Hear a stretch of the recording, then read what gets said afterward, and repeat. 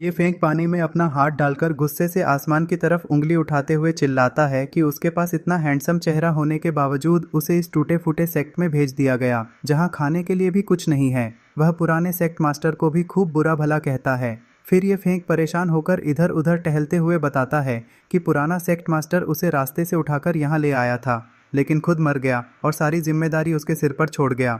अब पूरे सेक्ट में सिर्फ 4 डिसाइपल बचे हैं और राशन भी खत्म होने वाला है।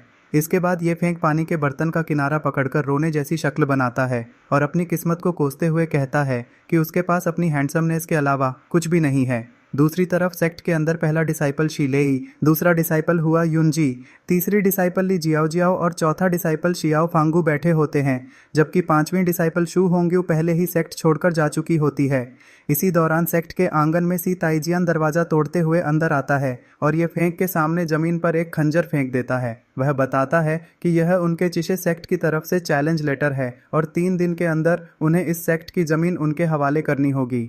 जब ये फेंक पूछता है कि वे इस चैलेंज को मना क्यों नहीं कर सकते, तब सी ताइजियान हंसते हुए बताता है कि हर सेक्ट को साल में एक बार ऐसा चैलेंज स्वीकार करना ही पड़ता है। वह आगे कहता है कि अगर उन्होंने चैलेंज स्वीकार नहीं किया तो सिटी मास्टर खुद उनका सेक्ट खत्म कर देगा। यह सुनकर ली जियाओ जियाओ घबराकर बताती है कि यह बात बिल्कुल सच है। शीलेई हाथ में पत्थर पकड़े चिंता जताता है कि चिशे सेक्ट के पास बहुत सारे ताकतवर डिसाइपल हैं और 3 दिन बाद उन्हें यह जगह छोड़नी पड़ेगी। जब ये फेंक उनकी ताकत के बारे में पूछता है तब शीलेई बताता है कि वे लोग बेहद मजबूत हैं। इसके बाद हुआ युनजी बताता है कि चैलेंज लेकर आने वाला सी ताइजियन क्यूई रिफाइनमेंट की 5वीं लेयर पर है, जो उनके चौथे डिसाइपल के बराबर है। इसके अलावा उनके सेक्ट में 3 और लोग हैं जो चौथी लेयर पर हैं। यह सुनकर ली जियाओ जियाओ रोने लगती है और कहती है कि वह और शीलेई तो सिर्फ तीसरी लेयर पर हैं, इसलिए उनके जीतने की कोई उम्मीद नहीं है। शीलेई भी बताता है कि 5 मुकाबलों में से 3 जीतना जरूरी है, लेकिन उनके पास तो अब सिर्फ 4 लोग ही हैं। ये फेंक मन ही मन सोचता है कि हालात बहुत खराब हैं।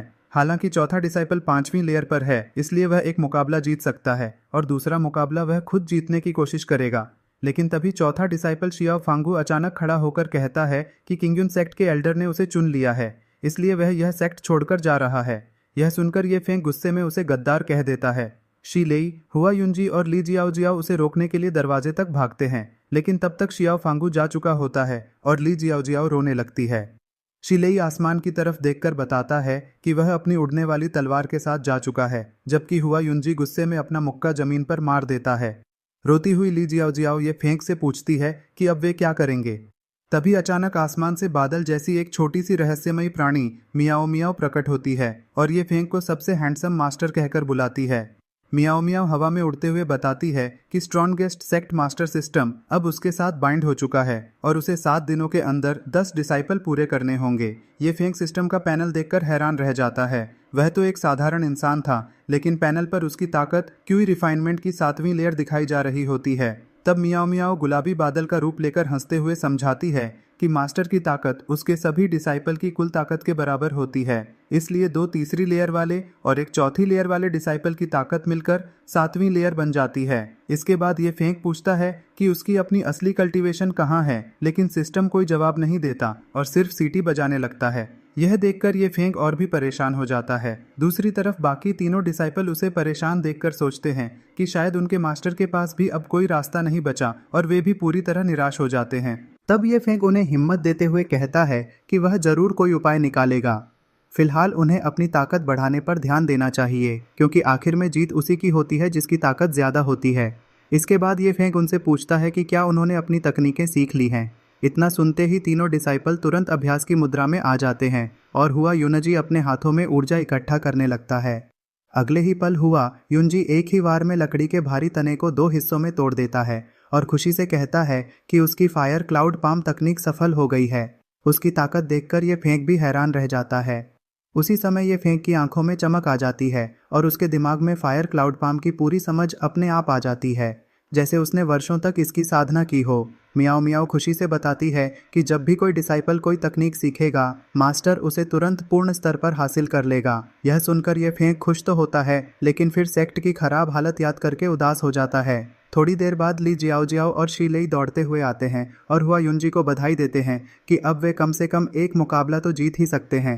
हुआ युनजी कहता है कि यह तो सिर्फ शुरुआत है, अगर उन्हें पूरा मुकाबला जीतना है तो और ज़्यादा मजबूत बनना होगा। तभी ये फेंग आगे बढ़कर कहता है कि सच में यह तो सिर्फ शुरुआत है। इसके बाद ये फेंग एक छोटी सी लकड़ी उठाता है और हुआ युंजी के पास जाकर खड़ा हो जाता है। वह उस लकड़ी से हुआ युंजी के हाथों और बाजुओं की तरफ इशारा करते हुए बताता है कि जब वह अपनी ऊर्जा चलाता है तो इन जगहों पर उसका प्रवाह रुक जाता है। फिर ये फेंग उसे सलाह देता है कि वह अपनी ऊर्जा का प्रवाह बदले और अपनी गति बढ़ाए। हुआ युंजी दोबारा कोशिश करता है और इस बार उसकी तकनीक पहले से भी ज्यादा बेहतर हो जाती है। यह देखकर शी लेई हैरानी से कहता है कि सेक्ट लीडर ने सिर्फ थोड़ा सा मार्गदर्शन किया और हुआ युंजी इतनी जल्दी इस कला में माहिर हो गया। यह सुनकर जियाओ जियाओ भी अपना हाथ मुंह पर रखकर हैरान रह जाती है।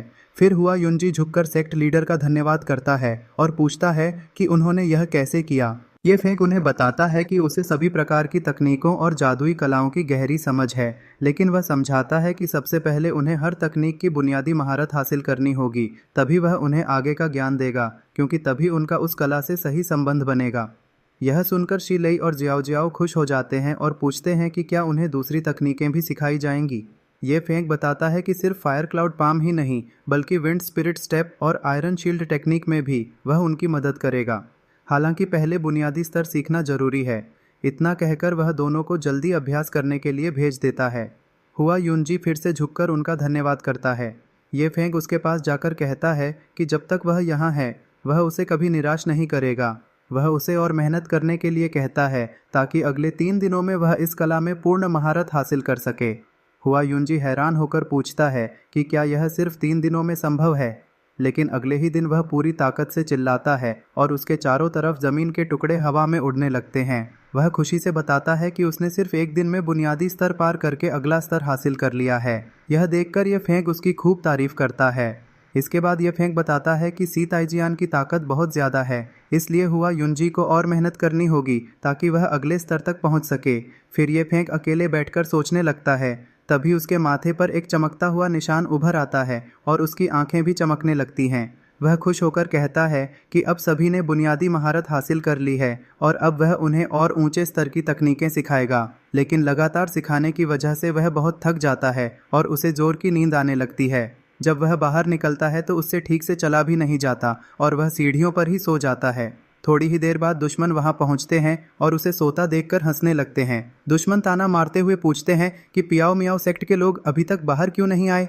तभी शी लेई गुस्से में वहां पहुंचता है और कहता है कि अभी समय खत्म नहीं हुआ है, इसलिए इतनी जल्दी करने की जरूरत नहीं है।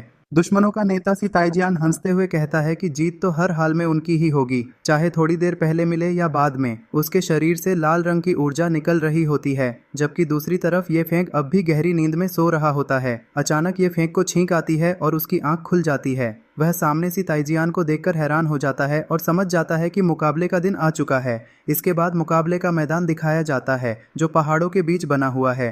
वहाँ बहुत सारे लोग इकट्ठा हुए हैं और सभी आपस में चर्चा कर रहे हैं कि पियाओ मियाओ सेक्ट के पास सिर्फ 3 डिसाइपल हैं और उनका लीडर भी साधारण लगता है, इसलिए उनका जीतना लगभग नामुमकिन है।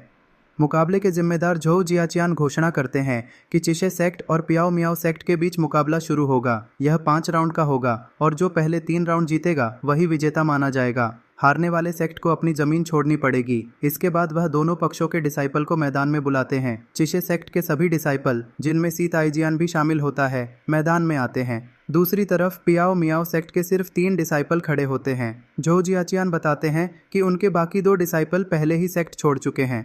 यह सुनकर सी ताइजियान और उसके साथी हंसने लगते हैं। फिर झोउ जियाचियान नियम बताते हैं कि हारने वाला पक्ष तय करेगा कि पहले कौन लड़ेगा और किसके खिलाफ लड़ेगा। इसके बाद पहले राउंड की घोषणा कर दी जाती है। शी लेई आगे बढ़ता है और लाल बालों वाले दुश्मन बुचेडे वेइलान को चुनौती देता है। बू वेइलान गुस्से से हंसते हुए कहता है कि उसकी इतनी हिम्मत कैसे हुई और उसके हाथों में आग के गोले बनने लगते हैं। दर्शक तुरंत पहचान लेते हैं कि यह फ्लेम स्नेक तकनीक है और उसकी चमक देखकर समझ जाते हैं कि बुकी वेइलान इसमें अच्छी महारत हासिल कर चुका है। वह हमला करता है, लेकिन शी लेई विंड स्पिरिट स्टेप का इस्तेमाल करके बिजली जैसी रफ्तार से बच निकलता है। लोग हैरान होकर कहते हैं कि देखने में तो शी लेई ताकतवर लगता है, लेकिन उसने भागने वाली तकनीक सीख रखी है। दूसरी तरफ बू से वेइलान गुस्से में उसका पीछा करते हुए चिल्लाता है कि अब उसकी मौत तय है। तभी शी लेई अचानक रुककर जोर से आयरन शील्ड टेक्निक खोलने का ऐलान करता है। उसके सामने एक विशाल ढाल बन जाती है जो बू वेइलान को जोरदार टक्कर मारकर दूर जमीन पर गिरा देती है। यह देखकर सी ताइजियान भी हैरान रह जाता है। सी ताइजियान सोचने लगता है कि शी लेई ने इतनी कम उम्र में दो दो तकनीकों में इतनी महारत आखिर कैसे हासिल कर ली। झोउ जियाचियान भी हैरान रह जाते हैं। वहीं चिशे सेक्ट के लीडर झाओ दाजियांग गुस्से में कहते हैं कि इन तकनीकों को सीखने में वर्षों लग जाते हैं, लेकिन शी लेई ने इतनी कम उम्र में यह कर दिखाया जैसे वह कोई जीनियस हो। बू वेइलान जमीन पर खून की उल्टी करते हुए कहता है कि यह उसकी गलती थी और पियाओ मियाओ सेक्ट ने चालाकी की है। यह सुनकर झाओ दाजियांग गुस्से में उसे वहां से हटाने का आदेश देता है। इसके बाद झोउ जियाचियान घोषणा करते हैं कि पहला राउंड पियाओ मियाओ सेक्ट जीत चुका है और सभी उन्हें बधाई देते हैं। मौजूद लोग खुशी से शी लेई की तारीफ करते हैं और उसे अपनी अपनी सेक्ट में शामिल होने का न्योता देते हैं, लेकिन शी लेई उनका धन्यवाद करते हुए कहता है कि वह पियाओ मियाओ सेक्ट का डिसाइपल है और हमेशा वहीं रहेगा। यह सुनकर सी ताइजियान गुस्से में कहता है कि इतनी खुशी मनाने की ज़रूरत नहीं है क्योंकि अभी सिर्फ एक राउंड हुआ है।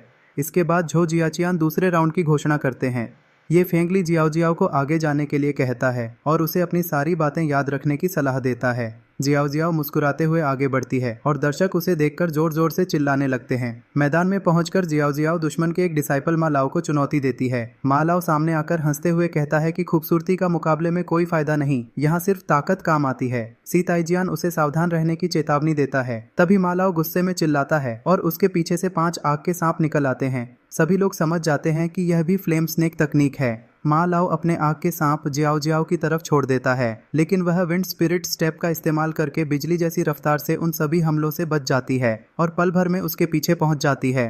मा लाओ पीछे मुड़कर कहता है कि इस बार वह पीछे से हमला नहीं कर पाएगी। तभी जियाओ जियाओ जोर से आयरन शील्ड टेक्निक खोलती है और उसके सामने एक बड़ी ढाल प्रकट हो जाती है। यह देखकर मा लाओ भी हैरान रह जाता है, लेकिन जियाओ जियाओ यही नहीं रुकती। वह कहती है कि उसे सिर्फ यही तकनीक नहीं आती, बल्कि इसके बाद वह तुरंत फायर क्लाउड पाम का भी इस्तेमाल करती है। यह देखकर सी ताइजियान पूरी तरह चौंक जाता है, क्योंकि उसे समझ आ जाता है कि यह लड़की बिल्कुल भी साधारण नहीं, बल्कि बेहद प्रतिभाशाली और खतरनाक प्रतिद्वंद्वी है। तीसरे मुकाबले के बाद चिशाओ पाई का लीडर झाओ गुस्से से चिल्लाता हुआ दिखाई देता है।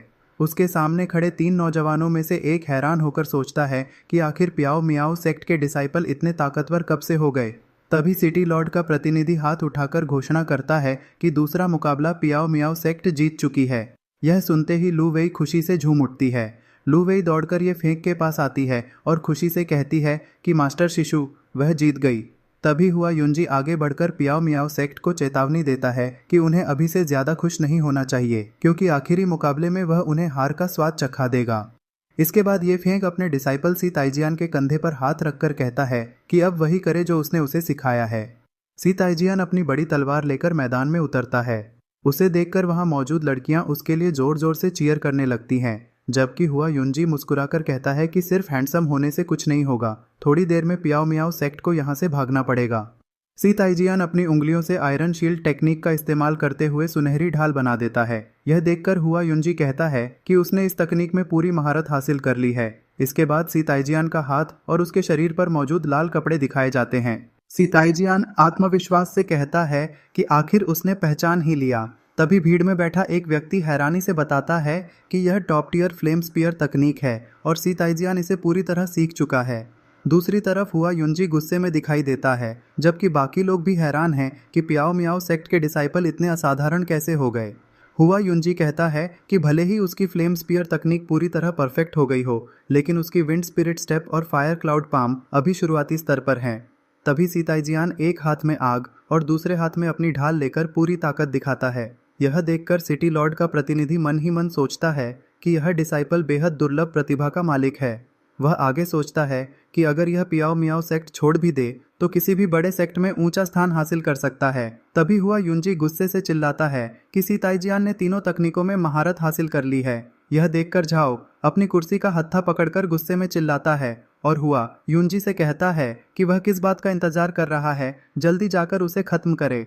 इसके बाद हुआ युंजी आग से बनी भाला लेकर हमला करने के लिए आगे बढ़ता है। हुआ युंजी अपनी आग वाली भाला और विंड स्पिरिट स्टेप का इस्तेमाल करते हुए बेहद तेज हमला करता है। सी ताइजियान अपनी ढाल से हर बार रोकता है और दोनों के बीच जबरदस्त मुकाबला शुरू हो जाता है। भीड़ में बैठा एक दाढ़ी वाला बुजुर्ग अफसोस जताते हुए कहता है कि शायद अब पियाओ मियाओ सेक्ट हार जाएगी। जब दूसरा व्यक्ति उससे वजह पूछता है तो वह समझाता है कि सी ताइजियान अभी सिर्फ चौथी लेयर पर है, जबकि उसका प्रतिद्वंद्वी 5वीं लेयर पर है। ऊपर से वह तीनों तकनीकों का एक साथ इस्तेमाल कर रहा है, जिससे उसकी आध्यात्मिक ऊर्जा बहुत तेजी से खत्म हो रही है, इसलिए वह ज्यादा देर तक टिक नहीं पाएगा। तभी सी ताइजियान थका हुआ और पसीने से लथपथ दिखाई देता है। भीड़ में बैठी लू वेई चिंता से कहती है कि लगता है दूसरे सीनियर भाई अब ज्यादा देर तक नहीं लड़ पाएंगे। वहीं शी लेई मुट्ठियां भींचकर कहता है कि वह हार नहीं मान सकते। दूसरी तरफ ये फेंग के सामने सिस्टम की रिप्यूटेशन लगातार बढ़ रही होती है, जबकि हुआ युंजी पूरी ताकत से लगातार हमला करता रहता है। अचानक सी ताइजियान अपनी ढाल के साथ डटा रहता है और फायर क्लाउड पाम की पूरी शक्ति छोड़ देता है। यह देखकर हुआ युंजी हैरान होकर चिल्लाता है कि उसकी तकनीक भी परफेक्ट हो गई। अगले ही पल एक जबरदस्त आग का विस्फोट होता है जो हुआ युंजी को दूर उछालकर जमीन पर गिरा देता है। यह देखकर पूरी भीड़ समझ जाती है कि पियाओ मियाओ सेक्ट जीत चुकी है। ये फेंग हैरान होकर सोचता है कि जैसे ही सिस्टम की रिप्यूटेशन 10 से ऊपर पहुंची, उसी समय सी ताइजियान ने भी ब्रेक थ्रू कर लिया। वह सोचने लगता है कि क्या यह सिर्फ इत्तेफाक है या दोनों के बीच कोई संबंध है। तभी सिस्टम स्पिरिट उसके सामने प्रकट होता है और बताता है कि सेक्ट की रिप्यूटेशन उसकी किस्मत और सफलता की निशानी होती है। सिस्टम स्पिरिट आगे समझाता है कि जितने ज़्यादा लोग सेक्ट को पहचानेंगे, रिप्यूटेशन उतनी ही बढ़ेगी और डिसाइपल की किस्मत भी उतनी ही बेहतर होगी। यह सुनकर यह फेंक समझ जाता है कि रिप्यूटेशन बढ़ने की वजह से ही सी ताइजियान की कल्टीवेशन आगे बढ़ सकी और वह 5वीं लेयर तक पहुंच गया। इसीलिए अब उन्हें ज़्यादा से ज़्यादा लोगों के बीच अपनी पहचान बनानी होगी। भीड़ में बैठे कई एल्डर सी ताइजियान की तारीफ करते हुए कहते हैं कि उसने बिल्कुल सही समय पर ब्रेक थ्रू किया और फायर क्लाउड पाम का शानदार इस्तेमाल किया। अब ऐसा लग रहा है कि पियाओ मियाओ सेक्ट का समय अभी खत्म नहीं हुआ है। दूसरी तरफ झाओ गुस्से में अपनी कुर्सी से उठकर आरोप लगाता है कि सी ताइजियान ने आखिरी समय पर तकनीक को परफेक्ट किया है, इसलिए जरूर यहाँ कोई धोखा हुआ है। यह सुनते ही सिटी लॉर्ड का प्रतिनिधि उसे घुरकर पूछता है कि क्या वह उसकी निष्पक्षता पर शक कर रहा है। झाओ तुरंत डर जाता है, झुककर माफी मांगता है और कहता है कि उसकी ऐसी हिम्मत नहीं है। इसके बाद प्रतिनिधि घोषणा करता है कि तीसरा मुकाबला सी ताइजियान जीत चुका है और पियाओ मियाओ सेक्ट पूरे मुकाबले में 3-2 से विजयी हो गई है। फिर वह झाओ को आदेश देता है कि सेक्ट की जमीन के दस्तावेज तुरंत सौंप दे। झाओ गुस्से में जमीन के कागजात वाला स्क्रॉल उठाकर हवा में फेंक देता है, जो सीधे ये फेंक के पास पहुंच जाता है। उसे देखकर ये फेंक समझ जाता है कि चिशाओ पाई का लीडर वास्तव में अपाहिज नहीं था, बल्कि सिर्फ नाटक कर रहा था। इसके बाद सिटी लॉर्ड का प्रतिनिधि स्क्रॉल ये फेंक को सौंपते हुए कहता है कि अब यह जमीन उसकी है। अगर वह चाहे तो इसे वापस सिटी लॉर्ड के महल को दे सकता है और बदले में 100 लो ग्रेड स्पिरिट स्टोन और 10 बोतल स्पिरिचुअल आई फ्लूइड ले सकता है। उसी समय घायल सी ताइजियान सीढ़ियों से नीचे उतरता हुआ दिखाई देता है। सी ताइजियान अपने सीने पर हाथ रखकर खून उगलते हुए ये फेंक के पास आता है और कहता है कि मास्टर शिशु, उसने यह कर दिखाया। इसके बाद ये फेंक कहता है कि इस जमीन का फैसला वही तीनों डिसाइपल करेंगे जिन्होंने अपनी जान जोखिम में डालकर इसे जीता है। यह सुनकर शी लेई और बाकी दोनों डिसाइपल हैरान रह जाते हैं। शी लेई कहता है कि इतने बड़े फैसले का अधिकार उनका नहीं है और यह फैसला मास्टर को ही करना चाहिए। लेकिन यह फेंक सख्ती से कहता है कि वह सेक्ट लीडर है और जब उसने फैसला करने को कहा है तो वही करेंगे। तीनों डिसाइपल आपस में सलाह करते हैं। फिर शीलेई आगे बढ़कर कहता है कि उन्होंने तय किया है कि जमीन रखने के बजाय वे उसके बदले स्पिरिट स्टोन और स्पिरिचुअल आई फ्लूइड लेना चाहते हैं। इसके बाद सिटी लॉर्ड का प्रतिनिधि उनके सामने एक बड़ा लकड़ी का बक्सा रख देता है और कहता है कि अब यह सब उनका है। इसके बाद वह अपने उड़ने वाले बोर्ड पर बैठकर आसमान में उड़ जाता है और जाते जाते कहता है कि उनके सेक्ट में बहुत प्रतिभाशाली लोग हैं और उम्मीद है कि भविष्य में यह सेक्ट और भी आगे बढ़ेगी। उसके बाद दूसरे सेक्ट के लीडर भी ये फेंक को बधाई देते हैं और कहते हैं कि आगे चलकर दोनों सेक्ट के डिसाइपल एक दूसरे से सीख सकेंगे। ये फेंक हाथ जोड़कर सभी का धन्यवाद करता है और कहता है कि उसके सेक्ट में अभी बहुत ज़रूरी काम बाकी हैं, इसलिए वह उन्हें ज़्यादा देर तक रोक नहीं सकता। सभी के चले जाने के बाद सिस्टम स्पिरिट फिर से आता है और बताता है कि सबके जाने के बाद भी सेक्ट की रिप्यूटेशन बढ़ रही है। इसका मतलब है कि कम से कम 20 लोग दिल से पियाओ मियाओ सेक्ट को स्वीकार कर चुके हैं। यह सुनकर ये फेंक सोचता है कि शुरुआत में जब उनके सेक्ट में सिर्फ 4 लोग थे तब भी रिप्यूटेशन 5 थी, यानी एक अतिरिक्त पॉइंट शायद 5वीं डिसाइपल शू होंग्यू की वजह से था जो सेक्ट छोड़कर बाहर गई हुई है। अगर वह अब भी अपने दिल से इस सेक्ट को मानती है तो शायद एक दिन ज़रूर वापस लौटेगी। इसके बाद तीनों डिसाइपल मिलकर बड़े लकड़ी के बक्से को खोलते हैं। जैसे ही ढक्कन खुलता है उसमें से सुनहरी रोशनी फैल जाती है और ढेर सारे चमकते हुए स्पिरिट स्टोन दिखाई देते हैं। यह देखकर तीनों खुशी और हैरानी से चिल्लाने लगते हैं। सी ताइजियान एक चमकता हुआ स्पिरिट स्टोन उठाकर खुशी से कहता है कि अब उनके पास कल्टीवेशन के लिए ज़रूरी संसाधन हैं। लू वेई और बाकी दोनों डिसाइपल भी खुशी से मुस्कुराते हुए ये फेंक के पीछे आकर खड़े हो जाते हैं। ये फेंक आगे बढ़ते हुए सोचता है कि इन संसाधनों की मदद से अब पियाओ मियाओ सेक्ट कुछ समय के लिए चैन की सांस ले सकेगी। इसके बाद एक छोटे बक्से में रखी नीले रंग की स्पिरिचुअल आई फ्लूइड की बोतलें दिखाई जाती हैं और ये फेंग उनमें से एक बोतल उठा लेता है। तभी लू वेई उसके पास आकर बताती है कि इस स्पिरिचुअल आई फ्लूइड की मदद से वह अपनी कल्टीवेशन शुरू कर सकता है। इससे उसकी आंखें दुनिया में मौजूद स्वर्ग और पृथ्वी की आध्यात्मिक ऊर्जा को देख पाएंगी और फिर वह उस ऊर्जा को अपने शरीर में समा सकेगा। ये फेंग बोतल को ध्यान से देखते हुए समझ जाता है कि कल्टीवेशन शुरू करने से पहले आंखों को इसी द्रव्य से धोना पड़ता है। वह पूछता है कि इस स्तर तक पहुंचने के लिए कितनी बोतलों की ज़रूरत होती है। लू वेई बताती है कि आमतौर पर आधी बोतल ही काफ़ी होती है, लेकिन अगर किसी की प्रतिभा कम हो तो उसे पूरी बोतल भी लग सकती है। इसके बाद ये फेंग कहता है कि इतनी कीमती चीज़ों को बाहर खुले में नहीं छोड़ना चाहिए। पहले इस बड़े लकड़ी के बक्से को सेक्ट के अंदर किसी सुरक्षित जगह पर रख देते हैं। यह सुनते ही तीनों डिसाइपल मिलकर बक्सा उठाने लगते हैं। इसके बाद सभी लोग बड़े लकड़ी के बक्से को उठाकर तेजी से सेक्ट के अंदर ले जाते हैं। अंदर पहुंचने के बाद चारों लोग खुले हुए बक्से के चारों ओर खड़े होकर उसमें रखे स्पिरिट स्टोन और बाकी सामान को देखने लगते हैं। उसी दौरान ये फेंक गहरी सोच में डूब जाता है और आगे की योजना के बारे में सोचने लगता है। फिर वह अपने तीनों डिसाइपल से कुछ सवाल पूछता है और सभी मिलकर चर्चा करने लगते हैं। एक डिसाइपल सिर खुजलाते हुए अपनी राय देता है और माहौल थोड़ा हल्का हो जाता है। बात करते करते सभी लोग उस बड़े लकड़ी के बक्से के पास पहुंचते हैं।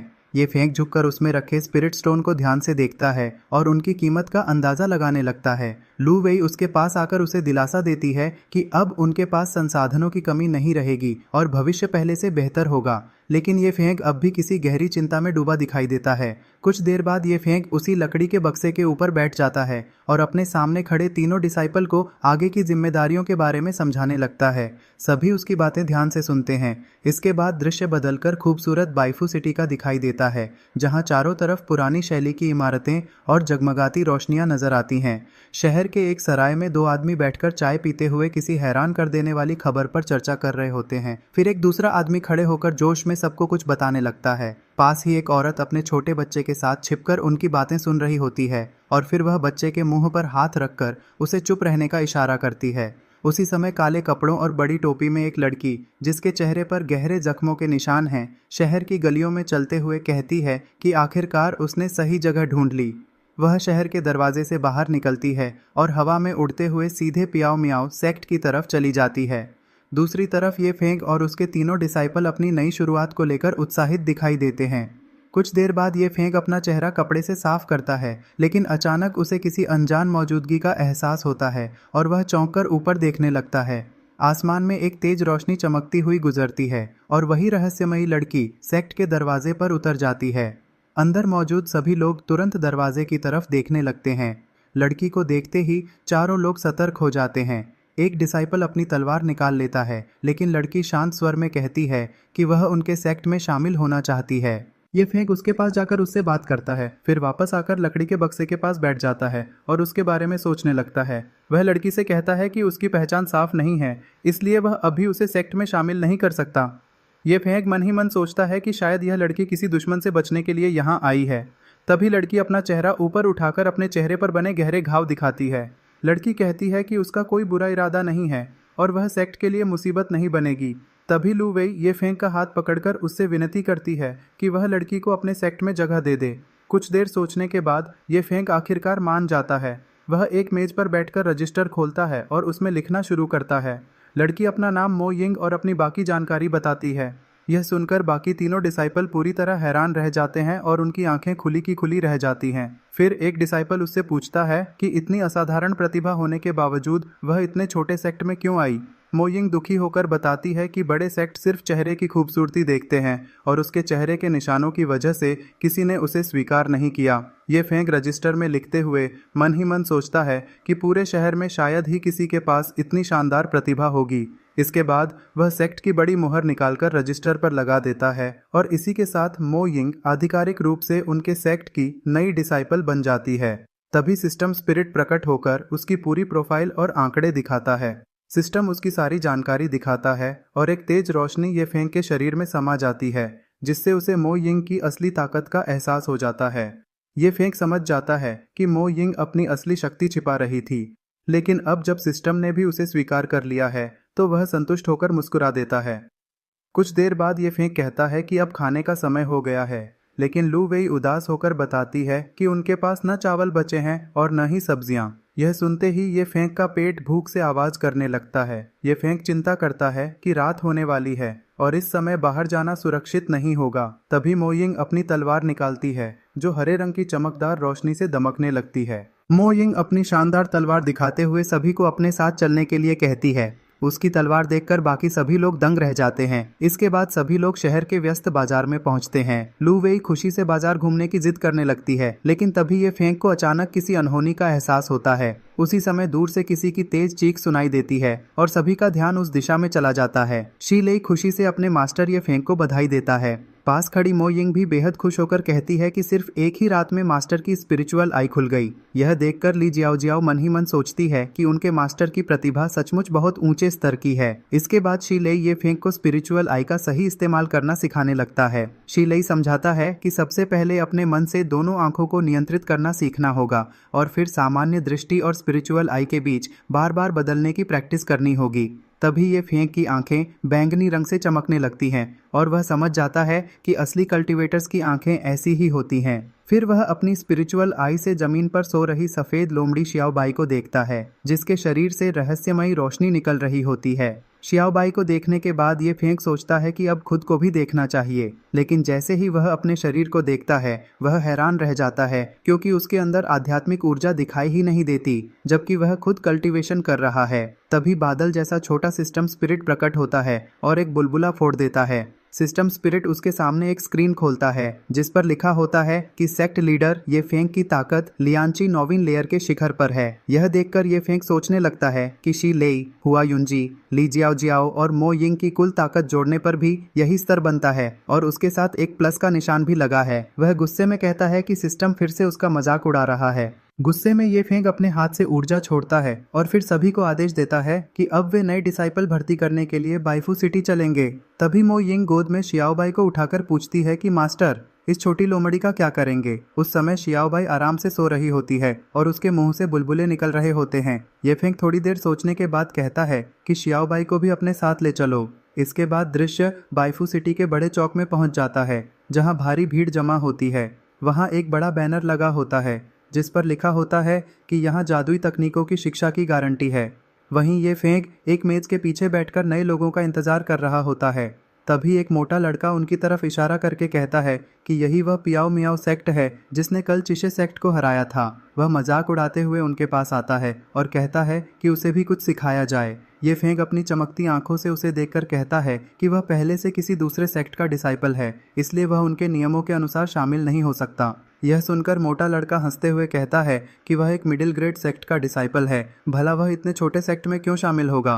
वह उन्हें धोखेबाज भी कहता है, लेकिन यह फेंक शांत भाव से मुस्कुराते हुए उससे पूछता है कि क्या उसे पता है कि उसमें और बाकी लोगों में क्या फ़र्क है। मोटा लड़का सिर खुजलाते हुए पूछता है कि आखिर क्या फ़र्क है। तब ये फेंक उसकी तरफ उंगली करके कहता है कि वह सबसे ज़्यादा रास्ता रोक रहा है, इसलिए एक तरफ हट जाए ताकि दूसरे लोग भर्ती हो सकें। यह सुनकर मोटा लड़का गुस्से में वहां से चला जाता है। उसके बाद ये फेंक शी लेई को प्रचार शुरू करने के लिए कहता है। शी लेई दोनों हाथ मुंह के पास रखकर जोर जोर से आवाज लगाता है कि जो भी पियाओ मियाओ सेक्ट में शामिल होगा उसे एक बोतल स्पिरिचुअल आई लिक्विड बिल्कुल मुफ्त मिलेगी। वह यह भी कहता है कि जगह सीमित है, इसलिए जो पहले आएगा उसे पहले मौका मिलेगा। तभी सफेद कपड़े पहने एक युवक लॉन कियान वहां रुककर उनकी बात सुनने लगता है। लॉन कियान सोचता है कि क्या सच में वे इतनी कीमती चीज मुफ्त में दे रहे हैं। तभी एक दूसरा युवक कहता है कि इतने छोटे सेक्ट के पास इतना स्पिरिचुअल आई लिक्विड कहाँ से आया होगा। लेकिन कोई और बताता है कि उसने खुद देखा था कि पियाओ मियाओ सेक्ट ने चिशे सेक्ट को हराया था और इनाम में 100 स्पिरिट स्टोन और 10 बोतल स्पिरिचुअल आई लिक्विड जीती थी। यह सुनते ही वहां मौजूद बहुत से लोग तेजी से पियाओ मियाओ सेक्ट के स्टॉल की तरफ दौड़ पड़ते हैं। तभी लॉन कियान बड़े स्टाइल में 2 खूबसूरत लड़कियों के कंधों पर हाथ रखकर आगे आता है और कहता है कि पियाओ मियाओ सेक्ट का नाम उसे पसंद आया है, इसलिए अब उसे इसमें दिलचस्पी है। इसके बाद लॉन कियान मेज पर कुछ बैंगनी रंग के स्पिरिट स्टोन रख देता है और ऐलान करता है कि आज से वही इस सेक्ट का सबसे बड़ा सीनियर भाई होगा। वह यह भी कहता है कि बाकी सभी लोग उसे सम्मान देंगे और साथ खड़ी दोनों लड़कियां उसकी रोजमर्रा की सेवा करेंगी।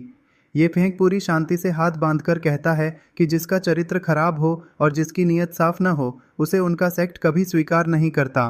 फिर वह कहता है कि चाहे वह लॉन कियान हो या लॉन्ग आओतियन, उसे कहीं और जाना चाहिए। यह सुनकर लॉन कियान गुस्से से चिल्ला उठता है कि उसे मना करने की हिम्मत आखिर कैसे हुई। ये फेंक सामने की तरफ इशारा करके कहता है कि वहाँ की जगह काफ़ी ठंडी है, इसलिए वह वहीं चला जाए। लॉन्ग कियान गुस्से में कहता है कि पूरे बाइफू सिटी में किसी ने उसे कभी मना नहीं किया और ये फेंक पहला आदमी है जिसने ऐसा किया है। तभी उसका एक गार्ड आगे बढ़कर उसका हाथ पकड़ लेता है और कहता है कि मास्टर से झगड़ा करना ठीक नहीं होगा। तभी उसका एक गार्ड आगे बढ़कर उसका हाथ पकड़ लेता है और कहता है कि मास्टर से झगड़ा करना ठीक नहीं होगा। यह देखकर ये फेंक मुस्कुराते हुए कहता है कि ऐसा लगता है कि ये दोनों गार्ड उसकी रक्षा के लिए नहीं बल्कि उसे मुसीबत से बचाने के लिए साथ रखे गए हैं। लॉन कियान गुस्से में अपने गार्ड को पीछे हटाता है और ये फेंक के बिल्कुल सामने आकर उंगली दिखाते हुए कहता है कि क्या एक मामूली सेक्ट का मास्टर उसका सामना करेगा। ये फेंक दोनों हाथ फैलाकर कहता है कि अगर हिम्मत है तो उसे मारकर दिखाए, लेकिन मन ही मन वह सोचता है कि अगर सामने वाला उसे मार देगा तो वह तुरंत जमीन पर गिर जाएगा और जब तक उसे 100 स्पिरिट स्टोन नहीं मिलेंगे तब तक उठेगा नहीं। वह यह भी सोचता है कि सेक्ट की शुरुआती हालत को देखते हुए उसे हमेशा सेक्ट के फायदे के बारे में सोचना चाहिए। लॉन कियान पीछे हटकर हंसते हुए कहता है कि वह ये फेंक को नहीं मारेगा, फिर चुनौती देते हुए पूछता है कि क्या ये फेंक में उसे मारने की हिम्मत है। ये फेंक मुस्कुराता है, उसकी आंखें नीली चमकने लगती हैं और वह सिर्फ इतना कहता है कि ठीक है। अगले ही पल ये फेंक बिजली जैसी तेजी से आगे बढ़ता है और लॉन कियान के चेहरे पर लगातार मुक्के और लातें बरसाने लगता है। लॉन कियान को संभलने का मौका भी नहीं मिलता और वह बुरी तरह पिटकर जमीन पर गिर जाता है। उसके चेहरे पर चोटों के निशान बन जाते हैं, जबकि उसके दोनों गार्ड डर और हैरानी से सब देखते रह जाते हैं। दोनों गार्ड घबराकर आगे आते हैं और कहते हैं कि उनके छोटे मालिक ने गलती की थी, अब ये फेंक ने उन्हें सबक भी सिखा दिया है, इसलिए यही बात खत्म कर दी जाए। ये फेंक कहता है कि अगर लॉन्ग कियान उसे एक मुक्का मारना चाहता है तो बदले में सिर्फ 10 लो ग्रेड स्पिरिट स्टोन दे दे। जब वे जाने लगते हैं तो वह पीछे से आवाज़ लगाकर कहता है कि 5 स्पिरिट स्टोन भी चलेंगे। यह सुनकर दोनों गार्ड जल्दी से लॉन कियान को उठाकर वहां से भाग जाते हैं। गार्ड लॉन कियान को कंधों पर उठाकर ले जा रहे होते हैं और वह पीछे मुड़कर गुस्से से चिल्लाता है कि ये फेंक आज का दिन वह जिंदगी भर नहीं भूलेगा। तभी दोनों गार्ड उसका मुंह बंद कर देते हैं ताकि वह और मुसीबत न मोल ले। यह सब देखकर मो यिंग हैरानी से कहती है कि मास्टर ने सच में उसे पीट दिया। ली जियाओ जियाओ पीछे खड़ी ये फेंक को अपने हाथ साफ करते हुए देखती है। वह मन ही मन सोचती है कि जब मास्टर ने लॉन कियान को मुक्के मारे थे तब उनकी ताकत बिल्कुल लियांची नौवीं लेयर के शिखर जैसी महसूस हो रही थी। इसके बाद ये फेंक हल्की खांसी करता है और वहां मौजूद सभी लोगों से मुस्कुराकर कहता है कि जो कुछ अभी हुआ उससे डरने की जरूरत नहीं है। उनका पियाओ मियाओ सेक्ट हमेशा न्याय का साथ देता है और सभी के साथ अच्छा व्यवहार करता है। फिर वह सभी को सेक्ट में शामिल होने का निमंत्रण देता है, लेकिन यह देखकर लोग और भी ज्यादा डरकर पीछे हटने लगते हैं। दृश्य बदलकर लॉन्ग फैमिली के विशाल महल में पहुंचता है। वहां लॉन कियान घुटनों के बल बैठा रो रहा होता है और अपने पिता लॉन्ग जेनचुआन को अपना घायल चेहरा दिखाकर शिकायत करता है कि पियाओ मियाओ सेक्ट के ये फेंक ने उसकी बुरी तरह पिटाई कर दी। लॉन्ग जेनचुआन आराम से चाय पीते हुए कहता है कि चोट तो सच में काफ़ी गहरी है, अगर वह थोड़ी देर और बाद में आता तो शायद जख्म अपने आप ही भर जाते। यह सुनकर लॉन कियान मन ही मन सोचता है कि क्या वह सच में उसका बेटा भी है। फिर लॉन्ग जेनचुआन बताता है कि पियाओ मियाओ सेक्ट का नाम अब झो परिवार से जुड़ चुका है। वह आगे कहता है कि अब पियाओ मियाओ सेक्ट के पीछे झो परिवार का समर्थन दिखाई देता है, इसलिए फिलहाल लॉन्ग परिवार के लिए उनसे दुश्मनी लेना सही नहीं होगा। इसके बाद वह लॉन्ग कियान को जाने का आदेश देता है। फिर लॉन्ग जेनचुआन दोनों गार्ड को अपने पास बुलाता है। दोनों गार्ड घुटनों के बल बैठ जाते हैं। लॉन्ग जेनचुआन उनसे पूछता है कि क्या उसके बेटे को सच में ये फेंक ने खाली हाथों से हराया था। गार्ड जवाब देते हैं कि हाँ। फिर वह पूरी घटना विस्तार से सुनाने का आदेश देता है। गार्ड बताते हैं कि ये फेंक के शरीर में कोई आध्यात्मिक ऊर्जा नहीं थी और उसने कोई धोखेबाज तरीका भी नहीं अपनाया। उसने सिर्फ एक अजीब मार्शल आर्ट से लॉन कियान को हरा दिया। लॉन्ग जेनचुआन पूछता है कि वह कौन सी मार्शल आर्ट थी। दूसरा गार्ड सिर खुजलाते हुए बताता है कि उसने ये फेंक को लड़ते समय कुछ तकनीकों के नाम चिल्लाते हुए सुना था, जैसे white crane spreading wings, empty step palm और बो स्टांस किक। यह सुनकर लॉन्ग जेनचुआन गहरी सोच में पड़ जाता है। वह मन ही मन सोचता है कि सिर्फ शारीरिक ताकत के दम पर यह फेंक ने उसके 5वीं लेयर वाले बेटे को इतनी आसानी से हरा दिया। इसका मतलब है कि उसके शरीर की ताकत कम से कम 8वीं लेयर के बराबर है। वह आगे सोचता है कि पियाओ मियाओ सेक्ट के डिसाइपल जादुई तकनीकों में भी माहिर हैं, इसलिए ज़रूर उनके पीछे कोई बहुत बड़ा कल्टीवेटर मौजूद है और संभव है कि वह खुद ये फेंक ही हो। आखिर में वह दोनों गार्ड को सख्त आदेश देता है कि भविष्य में पियाओ मियाओ सेक्ट के किसी भी सदस्य से कोई झगड़ा या टकराव नहीं होना चाहिए। लॉन्ग तियांगसिंग तेजी से दौड़ते हुए लॉन्ग यूवे के पास पहुंचता है और कहता है कि उसने पियाओ मियाओ सेक्ट के बारे में सुना है जो बेहद शक्तिशाली है। यहाँ तक कि लॉन्ग फैमिली भी उससे डरती है, इसलिए वह उसी सेक्ट में शामिल होना चाहता है। लॉन्ग यूवे उससे पूछती है कि क्या लॉन्ग फैमिली में रहना उसके लिए ठीक नहीं है। इस पर लॉन्ग तियांगसिंग गुस्से में कहता है कि उसके ग्रेट अंकल उसे ट्रेनिंग ही नहीं करने देते, तो वह अपनी असली पहचान और अपनी क्षमता के बारे में कैसे जान पाएगा। लॉन्ग यूवे उसे समझाती है कि उसके ग्रेट अंकल उसकी सुरक्षा के लिए ऐसा करते हैं और फिलहाल उसके लिए अपनी सच्चाई न जानना ही बेहतर है। लेकिन लॉन्ग तियांगसिंग वहां से निकल जाता है और गलियों में दौड़ने लगता है। दौड़ते दौड़ते वह एक दीवार पर छलांग लगाकर खुली जगह में पहुंचता है।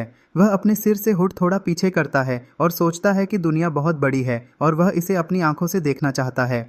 उधर पियाओ मियाओ सेक्ट के लीडर ये जांगमैन मेज पर बैठे हुए सोच रहे होते हैं कि इतने लोग मौजूद हैं, लेकिन अभी तक किसी ने सेक्ट ज्वाइन करने के लिए आवेदन नहीं किया। तभी हुड पहने हुए लॉन्ग तियांगसिंग उनके सामने आता है और कहता है कि वह पियाओ मियाओ सेक्ट में शामिल होना चाहता है। ये जांगमैन उसकी आंखों की चमक देखकर समझ जाते हैं कि इस लड़के का स्टैमिना और शरीर दोनों ही काफ़ी अच्छे हैं। ये जांगमैन रजिस्टर खोलते हैं और उससे उसकी जानकारी पूछते हैं। लॉन्ग तियांगसिंग बताता है कि उसका नाम लॉन्ग तियांगसिंग है, उसकी उम्र 13 साल है, उसके पास अभी कोई कल्टीवेशन नहीं है और वह लॉन्ग फैमिली से संबंध रखता है। यह सुनकर वहां मौजूद दो लोग आपस में धीरे धीरे बातें करने लगते हैं कि लॉन्ग फैमिली का एक सदस्य यहाँ कैसे आ गया। अभी कुछ समय पहले ही लॉन्ग किटियन की पिटाई हुई थी, इसलिए शायद उन्होंने जासूस भेजा है। तभी ये जांगमैन उससे पूछते हैं कि लॉन्ग किटियन उससे क्या रिश्ता रखता है। लॉन्ग तियांगसिंग बताता है कि वह उसका कजिन है। इसके बाद ये जांगमैन रजिस्टर में लिखते हैं कि छठे डिसाइपल लॉन्ग तियांगसिंग, उम्र 13 साल, बिना किसी कल्टीवेशन के लॉन्ग फैमिली से पियाओ मियाओ सेक्ट में शामिल हो गया है। फिर वह बताते हैं कि आज से वह पियाओ मियाओ सेक्ट का हिस्सा है और बाकी डिसाइपल्स शिलेई, हुओ युनजिए, ली जाओ जाओ और मो यिंग से उसका परिचय करवाते हैं। यह सुनकर लॉन्ग तियांगसिंग बहुत खुश हो जाता है कि लीडर ने उसे अपना लिया। तभी उसका हुड उतर जाता है और वहाँ मौजूद सभी लोग उसका चेहरा देखने लगते हैं।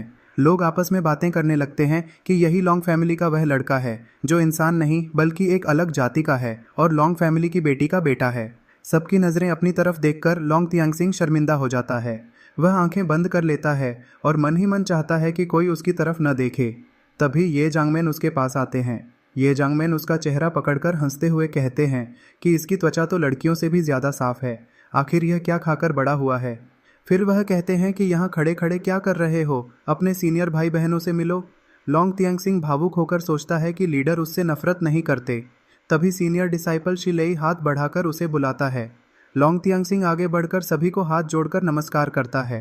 वहाँ मौजूद एक लड़की उसकी नीली आंखों की तारीफ करते हुए कहती है कि उसकी आंखें झील के पानी की तरह सुंदर हैं। तभी दृश्य बदलता है और दूर एक टी हाउस में बैठे कुछ लोग यह सब देख रहे होते हैं। बालकनी में खड़े लोग नीचे देखते हुए कहते हैं कि यही लॉन्ग फैमिली का वह अजीब लड़का है जो करीब 10 साल का लगता है। वहीं काले कपड़े पहने हेई डीजी भी उसे ध्यान से देखता है। तभी ली हांगशाओ गुस्से में कहता है कि यही जाति बार बार उनके शहर पर हमला करती रही है और पता नहीं यह किसका जासूस है। पास बैठा वूमिंग चाय पीते हुए उन्हें उकसाता है कि हेक्सुआन गेट पहले से ही चीशी सेक्ट की वजह से पियाओ मियाओ सेक्ट से नाराज है, तो क्यों न आज इसी लड़के को बहाना बनाकर उन पर हमला कर दिया जाए। ली हांगशाओ तुरंत उसकी बात मान लेता है। इसके बाद चारों लोग मेज से उठते हैं और गुस्से में सीढ़ियां उतरकर बाजार की तरफ बढ़ जाते हैं। इसी बीच एक छोटा सफेद बादल जैसा सिस्टम मैस्कॉट हवा में प्रकट होता है और बताता है कि नया disciple Long Tianxing blue spirit eye क्षमता के साथ सेक्ट में शामिल हो चुका है। ये जांगमैन अपना असेसमेंट प्रोग्रेस देखते हैं जो अब 64% तक पहुंच चुका होता है। ये जांगमैन सोचते हैं कि अगर उन्हें 5 और डिसाइपल्स मिल जाएं तो उनका टास्क पूरा हो जाएगा। वह लॉन्ग तियांगसिंग की क्षमता देखकर खुश होते हैं और सोचते हैं कि उन्हें एक बेहतरीन डिसाइपल मिल गया है। तभी सामने से दुश्मन आते हुए दिखाई देते हैं। ली हांगशाओ और उसके साथी वहां पहुंचकर जोर से चिल्लाते हैं कि पियाओ मियाओ सेक्ट ने एक गैर इंसान को अपना डिसाइपल बना लिया है।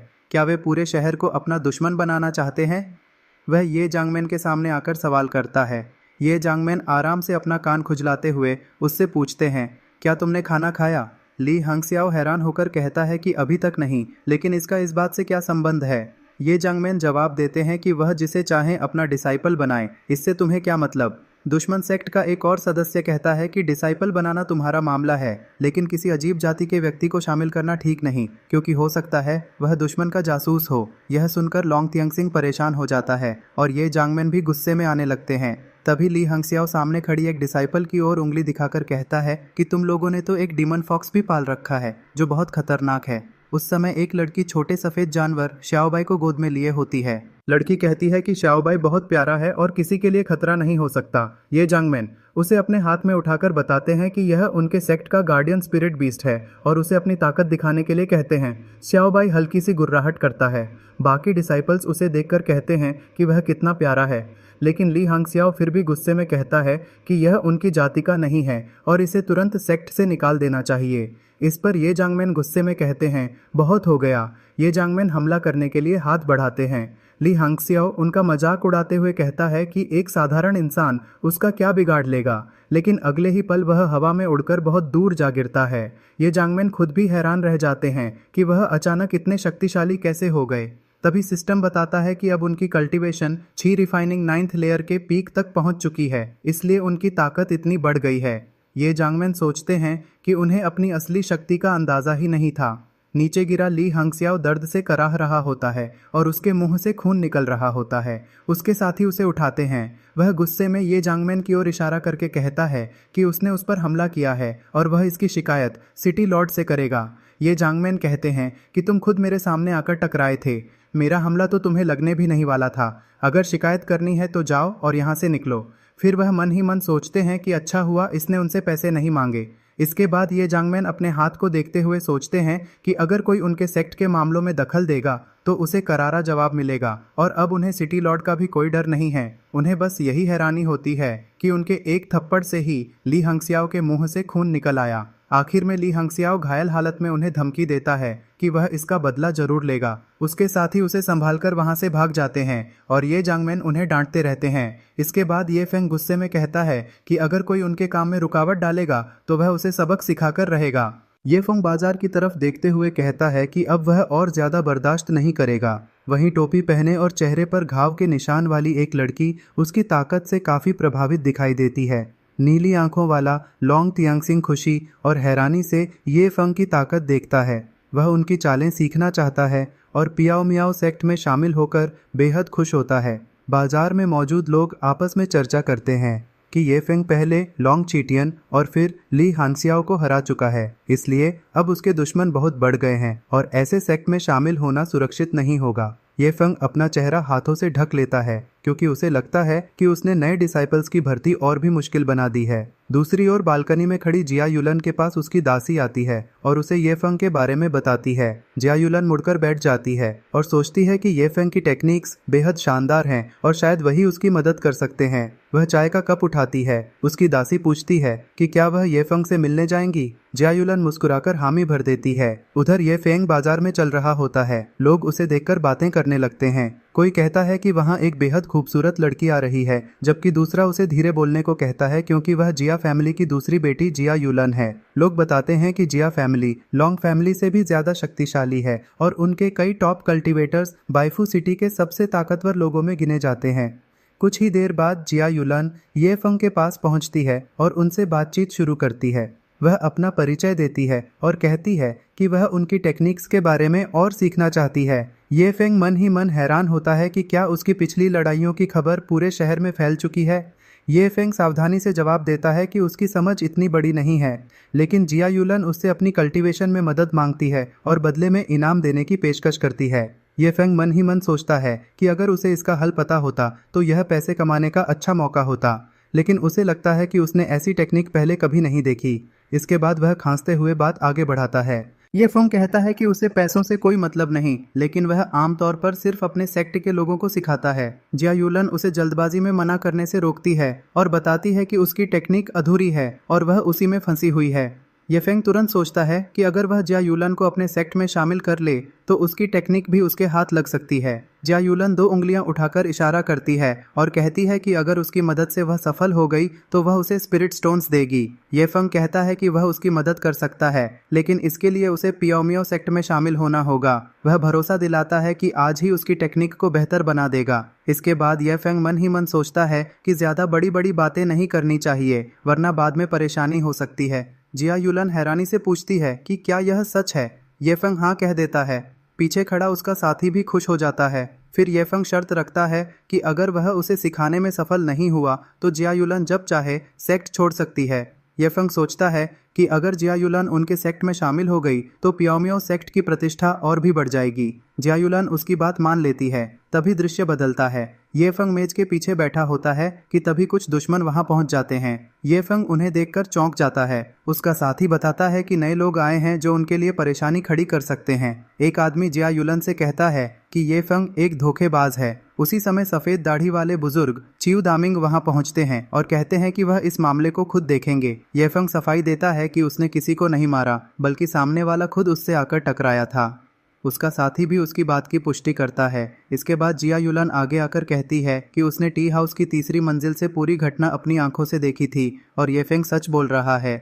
जिया युलन कहती है कि यह पूरी घटना सिर्फ एक गलत फहमी है। यह सुनकर चिऊ दामिंग समझ जाते हैं कि जिया फैमिली की बेटी से दुश्मनी लेना ठीक नहीं होगा, लेकिन गुस्से में खड़ा आदमी फिर भी ये फेंग पर उंगली उठाकर कहता है कि एक साधारण इंसान जिया फैमिली की बेटी की मदद कैसे कर सकता है। ये फेंग आराम से बैठा हुआ जवाब देता है कि यह उसका और जिया युलान का निजी मामला है और किसी दूसरे को इसमें दखल देने की ज़रूरत नहीं है। वह आदमी कहता है कि वह देखेगा ये फेंग आखिर उसकी मदद कैसे करता है। अगर वह नाकाम रहा तो पियाओमियाओ सेक्ट की इज्जत पूरी तरह खत्म हो जाएगी। आखिर में ये फेंग कहता है कि सावधानी के लिए जिया युलन को सबके सामने अपनी टेक्निक का प्रदर्शन करना चाहिए ताकि वह उसकी कमी समझ सके। जिया युलन उसकी बात मान जाती है और अपनी टेक्निक दिखाने के लिए तैयार हो जाती है। एक आदमी हैरानी से एक बेहद ऊंचे स्तर की मार्शल आर्ट टेक्निक की बात कर रहा होता है।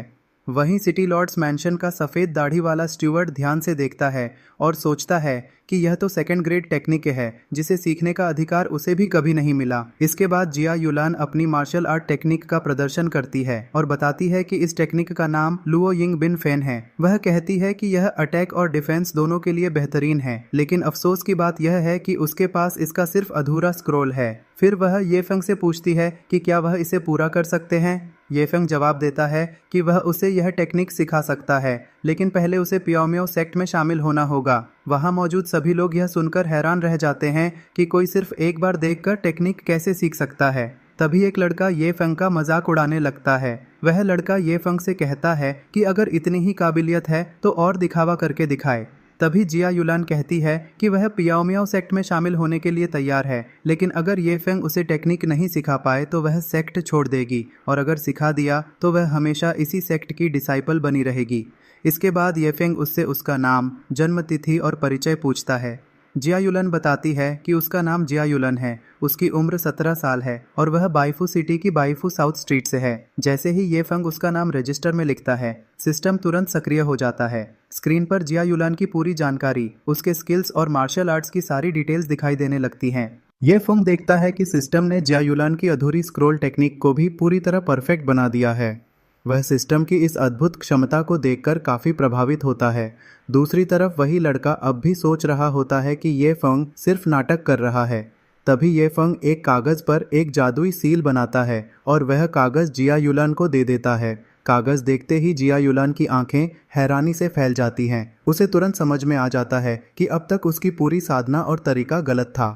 यह देखकर ये फेंग का मजाक उड़ाने वाला लड़का भी थोड़ा परेशान हो जाता है।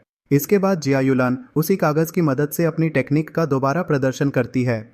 उसके हाथों से गुलाबी रंग की जादुई रोशनी और रहस्यमयी निशान निकलने लगते हैं। वह गुलाबी रोशनी हवा में पहले एक पक्षी का रूप लेती है और फिर एक विशाल तलवार का आकार बना लेती है। उसी समय उस लड़के के ऊपर एक विशाल हाथ की परछाई दिखाई देने लगती है। जिया युलान गुस्से में कहती है कि उसने उनके सेक्ट मास्टर का मजाक उड़ाया है। फिर वह अपनी टेक्निक से उस लड़के को इतनी जोर से हमला करती है कि वह उड़कर पीछे दीवार से टकराता है और काली स्याही में जा गिरता है। यह देखकर ये फेंग हंसने लगता है। वह लड़का गुस्से में उठकर ये फेंग का नाम पुकारता है, लेकिन अचानक उसे उल्टी आने लगती है और उसके दोस्त उसे संभालते हैं। इसके बाद जिया युलान सम्मान के साथ ये फेंग के सामने झुककर पियाओमियाओ सेक्ट में शामिल होने की बात स्वीकार करती है। वहीं सिटी लॉर्ड्स मैंशन का सफ़ेद दाढ़ी वाला स्टूवर्ड भी ये फेंग की तारीफ करता है और कहता है कि वह सच में जो जाकियन द्वारा चुना गया व्यक्ति है। ये फेंग घोषणा करता है कि आज से जिया युलान पियाओमियाओ सेक्ट की 7वीं डिसाइपल है। यह सुनकर उसकी दोनों नौकरानियां सिया है और छियूजू परेशान हो जाती हैं कि उनकी मालकिन के सेक्ट में चले जाने के बाद उनका क्या होगा। ये फेंग उनकी क्षमता देखकर दोनों को भी पियाओमियाओ सेक्ट में शामिल होने का प्रस्ताव देता है। जिया युलान उन्हें सेक्ट मास्टर का धन्यवाद करने के लिए कहती है। इसके बाद ये फेंग उनके नाम भी रजिस्टर में दर्ज कर देता है। सिस्टम दोनों को भी सफलतापूर्वक रजिस्टर कर लेता है। ये फंग खुशी से सोचता है कि उसका मिशन अब 85% पूरा हो चुका है और अब उसे सिर्फ 2 और डिसाइपल्स की ज़रूरत है। कुछ ही देर में वहाँ बड़ी भीड़ जमा हो जाती है।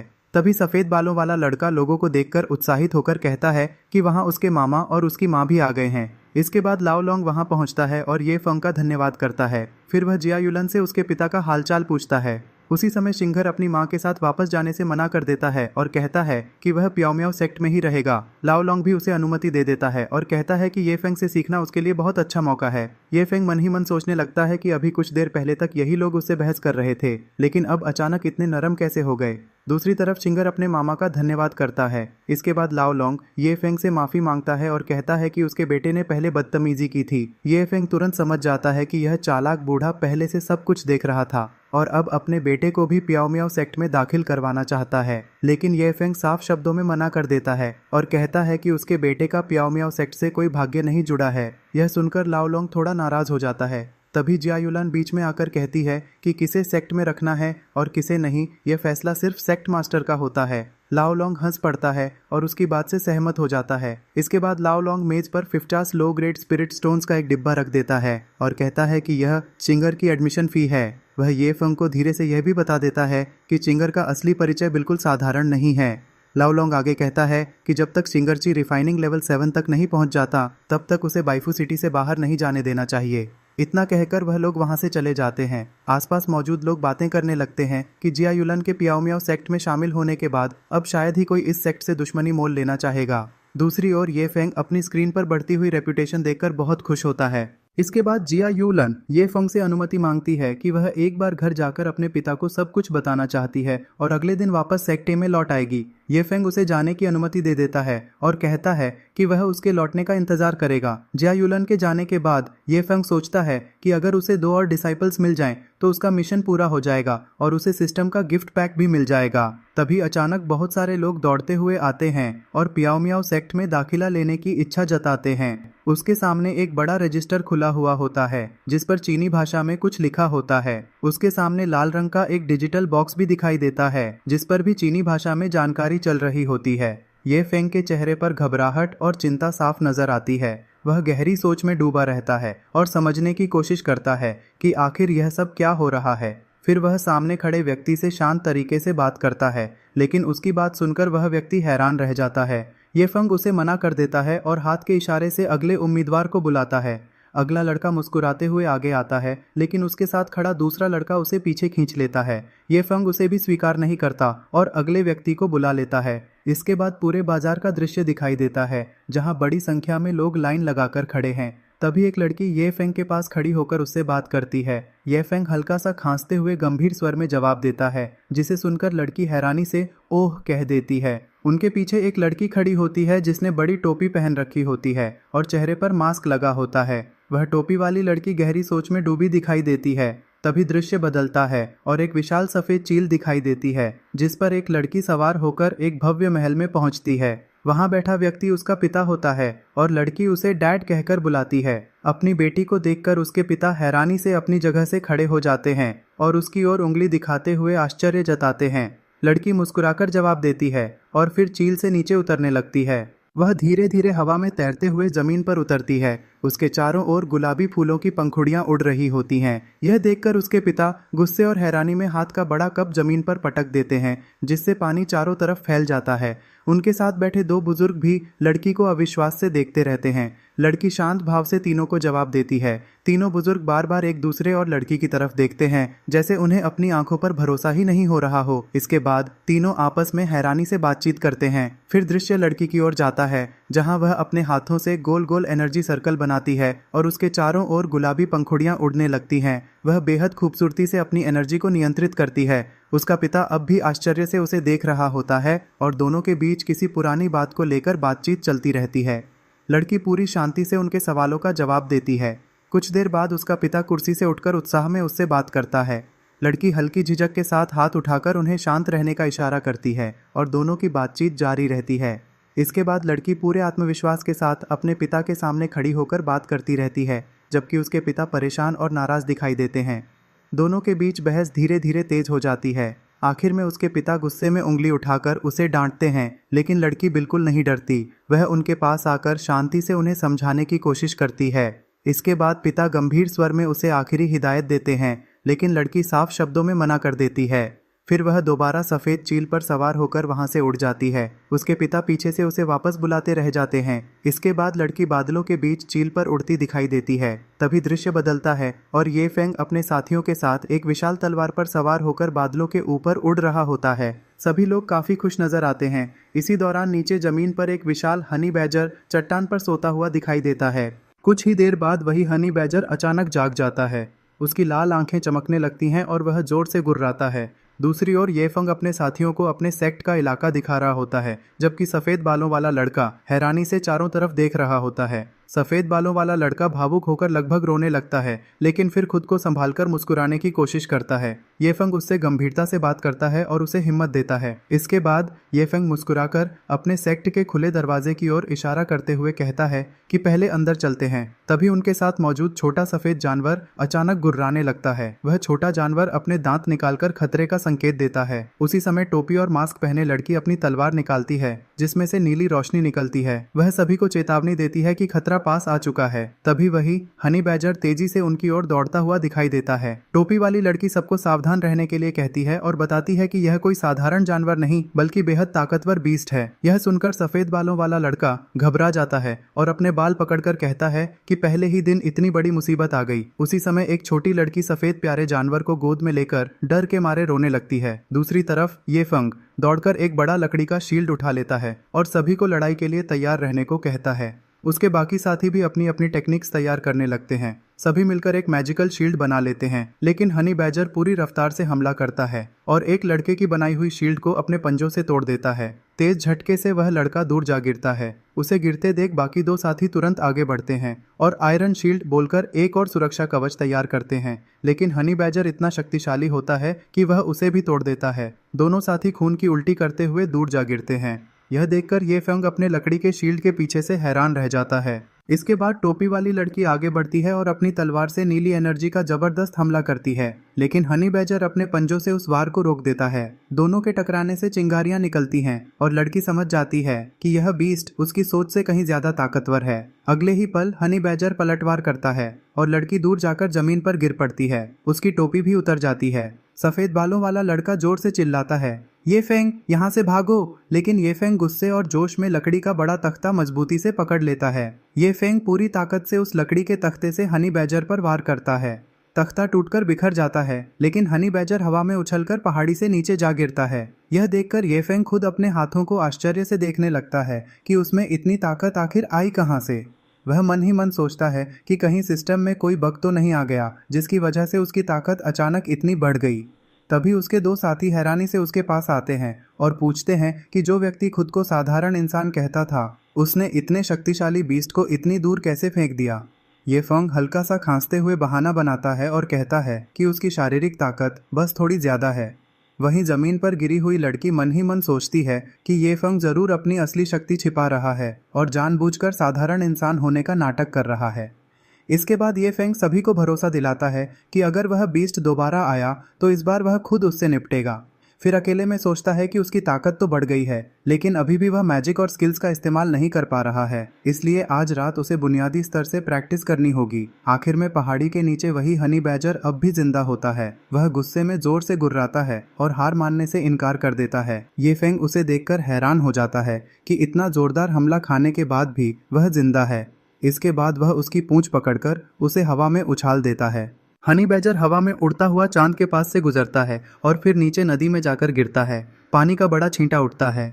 दूसरी ओर ये फेंग अंदर चला जाता है और राहत की सांस लेता है। उसी समय काले कपड़ों और बड़ी टोपी वाली लड़की छत पर बैठी ये फेंग की ताकत के बारे में सोच रही होती है। वह मन ही मन हैरान होती है कि आखिर कौन सा इंसान इतने बड़े बीस्ट को गेंद की तरह उठाकर फेंक सकता है। कुछ देर बाद वह लड़की छत से छलांग लगाकर नीचे आती है। वहीं बाकी सभी शिष्य सुबह सुबह अपनी ट्रेनिंग शुरू कर देते हैं। ये फेंग भी उठकर अंगड़ाई लेता है। सुबह होते ही बाकी लोग भी जाग जाते हैं। एक छोटा बच्चा पानी की बाल्टी उठाकर ये फेंग को सुबह का अभिवादन करता है। ये फेंग उन्हें देखकर मुस्कुरा देता है। इसके बाद ये फेंग पहाड़ों के बीच खड़ा होकर दूर की ओर देखता है। वहाँ कुछ यूमिंग लांग भेड़िए एक गाड़ी और उसके साथ चल रहे लोगों को चारों तरफ से घेर चुके होते हैं। वह तुरंत सभी साथियों को वहां देखने के लिए बुलाता है। टोपी वाली लड़की ध्यान से देखकर बताती है कि वहां कुल 5 भेड़िए हैं, जिनमें 4 मध्यम स्तर के हैं और एक ऊंचे स्तर का है। वह उनकी ताकत का भी अंदाजा लगाती है। वह आगे बताती है कि उस कारवां में लगभग 15 लोग हैं, जिनमें से 5 घायल हैं और उनका सबसे ताकतवर योद्धा भी बुरी तरह घायल हो चुका है। तभी एक लड़की ये फेंग से पूछती है कि क्या उन्हें उन लोगों की मदद करनी चाहिए। ये फेंग सोच में पड़ जाता है। वह कहता है कि लोगों के दिलों का भरोसा नहीं होता, इसलिए फैसला करना आसान नहीं है।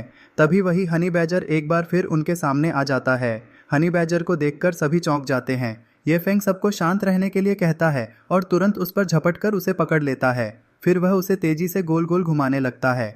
इसके बाद ये फेंग उसे दोबारा हवा में उछाल देता है, लेकिन इस बार वह उसे भेड़ियों की तरफ फेंकने के बजाय गलती से दूसरी दिशा में फेंक देता है। यह देखकर वह खुद भी हैरान और परेशान हो जाता है। दूसरी तरफ नीचे भेड़िए कारवां पर हमला करने की तैयारी कर रहे होते हैं। घायल डाचुईगे अपने साथी से कहता है कि ये भेड़िए बेहद खूंखार हैं और वे ज्यादा देर तक उनका सामना नहीं कर पाएंगे। उसका साथी जवाब देता है कि अभी हार नहीं माननी चाहिए, क्योंकि उम्मीद अभी बाकी है। इसके बाद सभी मिलकर एक सुरक्षा कवच तैयार करते हैं। भेड़िए उस रक्षा चक्र को देखकर गुर्राने लगते हैं और हमला करने के लिए तैयार हो जाते हैं। तभी एक भेड़िया गाड़ी के ऊपर छलांग लगाता है, लेकिन अचानक आसमान से गिरता हुआ हनी बैजर उसी पर आ गिरता है और उसे दबा देता है। यह देखकर कारवां के सभी लोग हैरान रह जाते हैं, जबकि बाकी भेड़िए भी उसके सामने आकर रुक जाते हैं। हनी बैजर भेड़ियों पर जोर जोर से गुर्राता है और बेहद खतरनाक अंदाज में दहाड़ने लगता है। कारवां का मुखिया डरकर कहता है कि भेड़ियों से तो जान बच गई, लेकिन अब इस नई मुसीबत से कैसे बचेंगे। कुछ ही देर बाद भेड़िए हनी बैजर की ओर बढ़ते हैं और हनी बैजर भी उन पर झपट पड़ता है। कारवां के लोग डरकर भागने की बात करते हैं। तभी आसमान से काले कपड़ों वाली लड़की तलवार लेकर नीचे उतरती है। वह हनी बैजर पर हमला करके उसे दूर फेंक देती है। फिर वह ये फेंग को बताती है कि यह बीस्ट फिर से वापस आ रहा है। हनी बैजर गुस्से में लौटता है और ये फेंग से दोबारा भिड़ जाता है। ये फेंग उसके सभी हमलों को रोक देता है। फिर उसे पकड़कर एक बार फिर पास की झील में फेंक देता है, जहाँ पानी का बहुत बड़ा छींटा उठता है। इसके बाद कारवां के सभी लोग गाड़ी से बाहर निकल आते हैं। कारवां का मालिक और उसके बच्चे ये फेंग के सामने झुककर उनका धन्यवाद करते हैं। उनके बाकी साथी भी झुककर उन्हें सीनियर कहकर सम्मान देते हैं। ये फेंग उन्हें उठने के लिए कहता है। तब कारवां का मुखिया बताता है कि वह ओयांग फैमिली का प्रमुख है और फेंग हो सिटी से बाइफू सिटी जा रहा था, लेकिन रास्ते में उन पर हमला हो गया। तभी टोपी वाली लड़की उनसे रास्ते की स्थिति के बारे में पूछती है। ओयांग फैमिली का प्रमुख बताता है कि फेंग हो सिटी के हालात बहुत खराब हो चुके हैं। बच्चों की सुरक्षा के लिए वह उन्हें बाइफू सिटी ले जा रहा था, लेकिन रास्ते में भेड़ियों ने घेर लिया। यह सुनकर ये फेंग पूछता है कि आखिर शहर में हुआ क्या है। वह बताता है कि शहर पर डीमंस ने हमला कर दिया है और जिसके पास भी ताकत थी वह शहर छोड़कर जा चुका है। इसके बाद वह बताता है कि उसकी पत्नी का मायका बाइफू सिटी में है, इसीलिए वह वहीं जा रहा था। फिर वह ये फेंग से उनका नाम और उनके सेक्ट का नाम पूछता है। ये फेंग अपना परिचय देते हुए कहता है कि वह पियाओ मियाओ सेक्ट का सेक्ट मास्टर है। यह सुनकर ओयांग फैमिली का प्रमुख अपने बच्चों की तारीफ करता है और कहता है कि उनके पास अच्छे स्पिरिचुअल रूट्स हैं। फिर वह पूछता है कि क्या वे पियाओ मियाओ सेक्ट में शामिल हो सकते हैं। ये फेंग मन ही मन खुश हो जाता है। उसे अपना मिशन पूरा करने के लिए सिर्फ 2 और डिसाइपल्स चाहिए थे, इसलिए वह तुरंत उनकी बात मान लेता है। दोनों बच्चे खुशी खुशी ये फेंग को झुककर प्रणाम करते हैं। तभी टोपी वाली लड़की बताती है कि कोई और भी उनकी तरफ आ रहा है। दूर से 2 घुड़सवार तेजी से आते हुए दिखाई देते हैं। वे घुड़सवार ओयांग फैमिली के प्रमुख का हाल पूछते हैं और जानना चाहते हैं कि रास्ता सुरक्षित था या नहीं। तभी उनकी नज़र गड्ढे में पड़े मरे हुए भेड़िए पर पड़ती है। दोनों घुड़सवार घबरा जाते हैं और पूछते हैं कि क्या यहाँ कोई बड़ा खतरा था। ओयांग फैमिली का प्रमुख बताता है कि खतरा तो था, लेकिन पियाओ मियाओ सेक्ट के ये फेंग ने उनकी जान बचा ली। यह सुनकर दोनों घुड़सवार हैरान रह जाते हैं कि ये फेंग ने अकेले इतने शक्तिशाली हनी बैजर का सामना किया। यह बात सुनकर उनके होश उड़ जाते हैं। इसी बीच हनी बैजर एक बार फिर झील से बाहर निकल आता है और गुस्से में जोर से दहाड़ता है। ये फेंग और उसके साथी उसे वापस आते देखकर हैरान रह जाते हैं। इसके बाद एक गंजा आदमी डर और हैरानी से सामने देख रहा होता है। तभी ये फेंग हनी बैजर से भिड़ जाता है और उसे जोरदार लात मारता है। वह थोड़ा परेशान भी दिखाई देता है कि यह मुसीबत खत्म होने का नाम ही नहीं ले रही। हनी बैजर हवा में उड़ता हुआ सीधे एक गहरी खाई में पानी के अंदर जा गिरता है। यह देखकर गंजा आदमी और उसके साथ खड़ा सैनिक दोनों हैरान रह जाते हैं कि एक साधारण इंसान की गति इतनी तेज कैसे हो सकती है। इसके बाद मूंछों वाला आदमी हाथ जोड़कर ये फेंग का धन्यवाद करता है और कहता है कि अब उसके बच्चों का भविष्य सुरक्षित है, क्योंकि वे पियाओ मियाओ सेक्ट में प्रशिक्षण लेंगे। ये फेंग निमंत्रण स्वीकार करने से मना कर देता है और कहता है कि उसे पहले सेक्ट वापस लौटना होगा। गंजा आदमी कहता है कि ये फेंग पहले बच्चों को लेकर चला जाए, तब तक वह उसके बहनोई को घर पहुंचा देगा। फिर रात में जो फैमिली की तरफ से पूरे पियाओ मियाओ सेक्ट के लिए एक भव्य दावत रखी जाएगी। ये फेंग उसकी बात मान लेता है और सबसे विदा लेकर वहां से निकल जाता है। कुछ देर बाद ये फेंग एक बड़े लकड़ी के दरवाजे से होकर सेक्ट के अंदर पहुंचता है। उसके साथ एक लड़का और एक लड़की भी होते हैं। वहां मौजूद एक लड़की उनका स्वागत करती है और उन दोनों बच्चों के बारे में पूछती है। ये फेंग उनका परिचय करवाता है और बताता है कि ये ओयांग फेंग और ओयांग यू हैं, जो आज से पियाओ मियाओ सेक्ट के 10वें और 11वें डिसाइपल हैं। इसके बाद तीनों अंदर चले जाते हैं और ये फेंग मेज पर बैठकर रजिस्टर में उनके नाम दर्ज करता है। तभी छोटा सा बादल जैसा सिस्टम मैस्कॉट सामने आता है और बताता है कि ओयांग फेंग और ओयांग यू सफलतापूर्वक रजिस्टर हो चुके हैं। ये फेंग के सामने प्रोग्रेस स्क्रीन आती है, लेकिन वह 99% पर रुक जाती है। यह देखकर वह हैरान हो जाता है कि यह 100% क्यों नहीं हुई। अगले ही पल सिस्टम उसे बधाई देता है कि उसने 7 दिनों के अंदर 10 डिसाइपल्स भर्ती करने का मिशन पूरा कर लिया है और उनमें सबसे प्रतिभाशाली डिसाइपल की कल्टीवेशन 7वें स्तर तक पहुंच चुकी है।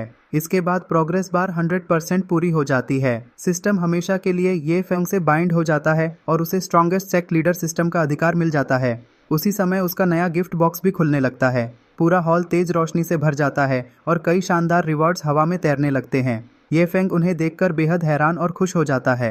सबसे पहले उसके सामने एक किताब आती है जिस पर सेकंड की ओशन अपर वॉल्यूम लिखा होता है। शुरुआत में वह उसे कोई स्पेल समझता है, लेकिन बाद में उसे पता चलता है कि यह एक बेहद दुर्लभ ऑक्सिलरी कल्टीवेशन टेक्निक है। यह जानकर ये फेंग बहुत खुश हो जाता है, क्योंकि ऐसी टेक्निक बाजार में बेहद महंगी और दुर्लभ होती है। इसकी मदद से उसके ची को संग्रहित करने की क्षमता बढ़ जाएगी, जिससे वह लंबे समय तक लड़ सकेगा। वह आगे सोचता है कि यह टेक्निक उसके ची ओशन को 1/3 तक बढ़ा देगी। इसके बाद उसकी नज़र ओमनी डायरेक्शनल स्पिरिचुअल सेंस नाम की दूसरी टेक्निक पर पड़ती है। वह पढ़ता है कि इस स्किल की मदद से व्यक्ति अपनी स्पिरिचुअल सेंस को चारों ओर फैलाकर दीवारों के पार भी सब कुछ देख सकता है। यह निगरानी और सुरक्षा के लिए बेहद उपयोगी क्षमता है। आखिर में ये फेंग के हाथ में एक सुनहरी घंटी आती है जिसका नाम लिंग्युआन बेल होता है। सिस्टम बताता है कि यह लिंग्युआन बेल जुयुआन रियल्म से नीचे के किसी भी व्यक्ति या वस्तु को दबाने की क्षमता रखती है।